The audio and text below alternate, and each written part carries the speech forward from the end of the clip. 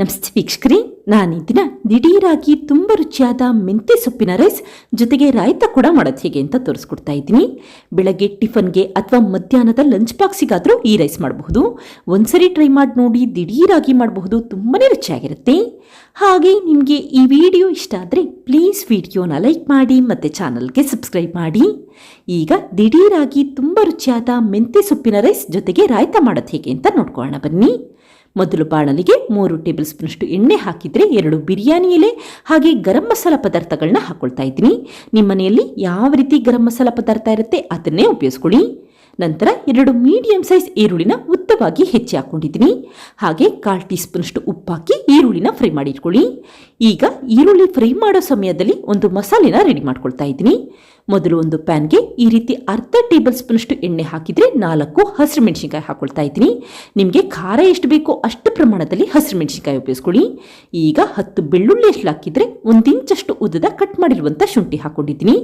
ಯಾವಾಗ ಹಸಿರು ಮೆಣಸಿನಕಾಯಿ ಬಣ್ಣ ಈ ರೀತಿ ಸ್ವಲ್ಪ ಬದಲಾಗುತ್ತೆ ಆವಾಗ 1 ಹಿಡಿಯಷ್ಟು ಅಥವಾ 1 ಕಪ್ಪಷ್ಟು ತೊಳೆದಿರುವಂಥ ಮೆಂತ್ಯ ಸೊಪ್ಪು ಹಾಕೊಳ್ತಾ ಇದ್ದೀನಿ.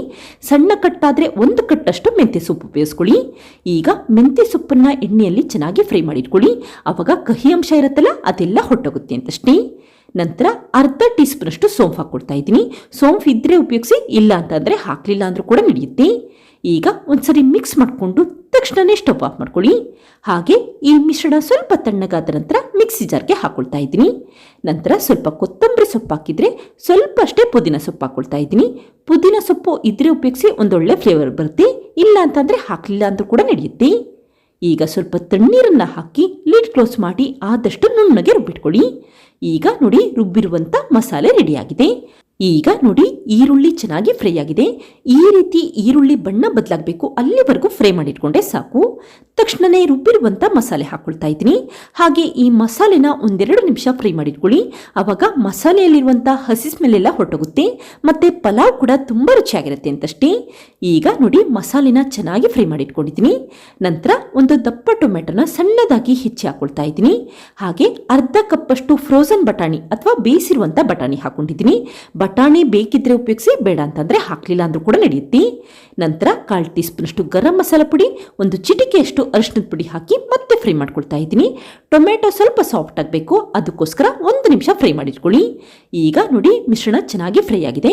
ಕೊನೆಯದಾಗಿ ರುಚಿಗೆ ತಕ್ಕಷ್ಟು ಉಪ್ಪು ಹಾಕೊಂಡಿದ್ದೀನಿ. ಈರುಳ್ಳಿ ಫ್ರೈ ಮಾಡಬೇಕಾದ್ರೆ ಸ್ವಲ್ಪ ಉಪ್ಪು ಹಾಕಿರೋದ್ರಿಂದ ಈಗ ರುಚಿಗೆ ಎಷ್ಟು ಬೇಕೋ ಅಷ್ಟು ಮಾತ್ರ ಉಪ್ಪು ಹಾಕ್ಕೊಂಡು ನೀಟಾಗಿ ಮಿಕ್ಸ್ ಮಾಡಿಟ್ಕೊಳ್ಳಿ. ಈಗ 5 ಕಪ್ಪಷ್ಟು ಬೇಯಿಸಿರುವಂಥ ಅನ್ನ ಹಾಕೊಳ್ತಾ ಇದ್ದೀನಿ. ನಾನಿಲ್ಲಿ ಸೋನಾ ಮಸೂರಿ ಅಕ್ಕಿ ಉಪಯೋಗಿಸ್ಕೊಂಡಿದ್ದೀನಿ. ನೀವಿಲ್ಲಿ ಬಾಸುಮತಿ ರೈಸ್ ಕೂಡ ಉಪಯೋಗಿಸಬಹುದು. ಈಗ ನೀಟಾಗಿ ಮಿಕ್ಸ್ ಮಾಡಿಟ್ಕೊಳ್ಳಿ. ಹಾಗೆ ಅನ್ನ ಹಾಕಿದ ನಂತರ ಊರಿನ ಲೋ ಫ್ಲೇಮಲ್ಲಿ ಇಟ್ಕೊಂಡು ಕಂಟಿನ್ಯೂಸ್ ಆಗಿ ಮಿಕ್ಸ್ ಮಾಡ್ಕೊಳ್ತಾನೆ ಇರಿ. ಆವಾಗ ಮಿಶ್ರಣ ತಳ ಹಿಡಿಯೋದಿಲ್ಲ ಅಂತಷ್ಟೇ. ಈಗ ನೋಡಿ, ನೀಟಾಗಿ ಮಿಕ್ಸ್ ಮಾಡಿಟ್ಕೊಂಡಿದ್ದೀನಿ. ತಕ್ಷಣವೇ ಸ್ಟವ್ ಆಫ್ ಮಾಡಿಕೊಂಡು ಬಾಣಲಿನ ಹೊರಗಡೆ ಎತ್ತಿಟ್ಕೊಳ್ಳಿ. ಇದೇ ಸಮಯದಲ್ಲಿ ಮೊಸರು ಬಜ್ಜಿ ಮಾಡೋದು ಹೇಗೆ ಅಂತ ನೋಡ್ಕೊಳ್ಳೋಣ. ಮೊದಲು ಒಂದು ಬಟ್ಲಿಗೆ 1 ಕಪ್ಪಷ್ಟು ಮೊಸರು ಹಾಕಿದರೆ 1 ಸಣ್ಣ ಈರುಳ್ಳಿನ ಸಣ್ಣದಾಗಿ ಹೆಚ್ಚಿ ಹಾಕೊಂಡಿದ್ದೀನಿ. ಹಾಗೆ ಅರ್ಧ ಟೊಮೆಟೊನ ಸಣ್ಣದಾಗಿ ಹೆಚ್ಚಿ ಹಾಕಿದರೆ 1 ಹಸಿರು ಮೆಣಸಿನಕಾಯಿನ ಕಟ್ ಮಾಡಿ ಹಾಕೊಳ್ಳಿ. ನಂತರ 1 ಟೇಬಲ್ ಸ್ಪೂನಷ್ಟು ಕೊತ್ತಂಬರಿ ಸೊಪ್ಪು, 1/4 ಟೀ ಸ್ಪೂನಷ್ಟು ಜೀರಿಗೆ ಪುಡಿ, ಹಾಗೆ ರುಚಿಗೆ ತಕ್ಕಷ್ಟು ಉಪ್ಪು ಹಾಕೊಂಡಿದ್ದೀನಿ. ಈಗ ಒಂದ್ಸರಿ ಮಿಕ್ಸ್ ಮಾಡಿಟ್ಕೊಂಡ್ರೆ ಸಾಕು, ದಿಢೀರಾಗಿ ಮಾಡಿದಂಥ ಮೊಸರು ಬಜ್ಜಿ ಅಥವಾ ರಾಯ್ತ ರೆಡಿಯಾಗುತ್ತೆ. ಹಾಗೆ ಮೆಂತ್ಯ ಸೊಪ್ಪಿನ ರೈಸ್ ಅಥವಾ ಮೆಂತ್ಯ ಸೊಪ್ಪಿನ ಪಲಾವ್ ಕೂಡ ರೆಡಿಯಾಗಿದೆ. ಕೇವಲ 10 ನಿಮಿಷದಲ್ಲಿ ಈ ರೈಸ್ ಮಾಡಬಹುದು. ಒಂದ್ಸರಿ ಟ್ರೈ ಮಾಡಿ ನೋಡಿ, ತುಂಬಾ ರುಚಿಯಾಗಿರುತ್ತೆ. ಹಾಗೆ ಮತ್ತೆ ಮತ್ತೆ ಮಾಡ್ತಾ ಇರ್ತೀರಾ. ನೀವು ಲಂಚ್ ಬಾಕ್ಸಿಗಾದರೂ ಈ ರೈಸ್ನ ಕೊಟ್ಟು ಕಳಿಸಬಹುದು ಅಥವಾ ತಿಂಡಿಗಾದರೂ ಮಾಡ್ಕೋಬಹುದು. ಈಗ ಮೊದಲೇ ಮಾಡಿಟ್ಟಂಥ ಮೊಸರು ಬಜ್ಜಿ ಜೊತೆ ಸರ್ವ್ ಮಾಡ್ಕೊಳ್ತಾ ಇದ್ದೀನಿ. ಹಾಗೆ ಸ್ವಲ್ಪ ಮೆಂತ್ಯ ಸೊಪ್ಪನ್ನು ಕೂಡ ಸರ್ವ್ ಮಾಡ್ಕೊಳ್ಳಿ. ಮೆಂತ್ಯ ಸೊಪ್ಪನ್ನು ಹಾಗೆ ತಿನ್ನೋದ್ರಿಂದ ಆರೋಗ್ಯಕ್ಕೆ ತುಂಬ ಒಳ್ಳೆಯದು. ನೋಡುತ್ತಿರಲ್ಲ ಫ್ರೆಂಡ್ಸ್, ಎಷ್ಟು ಸುಲಭವಾಗಿ ದಿಢೀರಾಗಿ ಮೆಂತ್ಯ ಸೊಪ್ಪಿನ ರೈಸ್ ಜೊತೆಗೆ ರಾಯ್ತ ಯಾವ ರೀತಿ ಮಾಡ್ತೀನಿ ಅಂತ ಗೊತ್ತಾಯ್ತಲ್ವಾ? ನೀವು ಕೂಡ ಒಮ್ಮೆ ಪ್ರಯತ್ನಿಸಿ, ಖಂಡಿತ ಇಷ್ಟಪಡ್ತೀರಾ. Thank you. ಲೈಕ್ ಮಾಡಿ ಮತ್ತು ಸಬ್ಸ್ಕ್ರೈಬ್ ಮಾಡಿ.